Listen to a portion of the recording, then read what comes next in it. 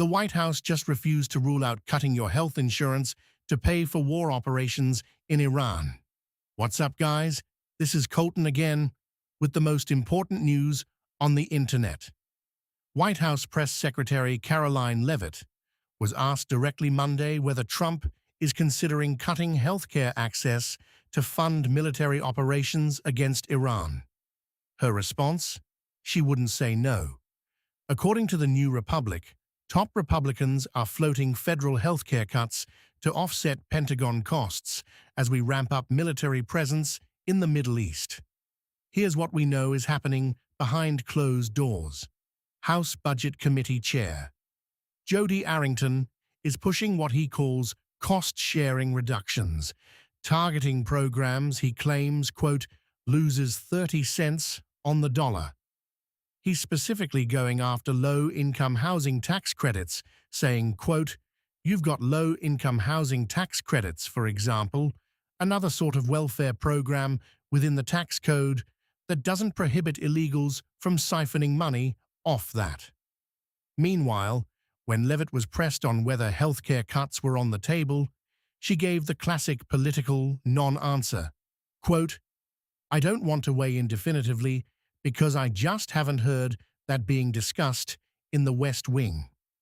That's politicians speak, for we're not ready to announce it yet. The Congressional Budget Office estimates these cuts could affect 300,000 people losing health insurance by 2034, but Republicans see $30 billion in potential savings. Moderate Republicans are reportedly ready to push back, but the Pentagon is already readying for weeks of ground operations. And here's the crazy part nobody's talking about. This is the exact same playbook from every major military operation for the past 20 years. Promise the war will pay for itself, then quietly raid domestic programs when the bills come due. What makes this different is they're floating the cuts before the war even fully escalates. That tells me they already know this Iran situation is going to cost way more than they're telling us publicly. Let me break this down for you. We're talking about 300,000 Americans potentially losing health coverage while we send more troops to the Middle East. The Pentagon costs are already mounting. We've lost 13 soldiers with 300 wounded, and Iran reports 1,937 killed on their side. Every day this escalates, those Pentagon bills get bigger. The pattern is always the same. Sell the war as necessary for national security, then make working families pay for it through cuts to health care, housing assistance, and other programs people actually depend on.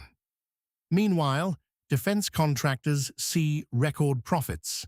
Should domestic healthcare programs be to fund military operations overseas? Drop your take in the comments. This affects real people's lives, so let's have a real conversation about it. I'm Colton with AI Page. See you tomorrow.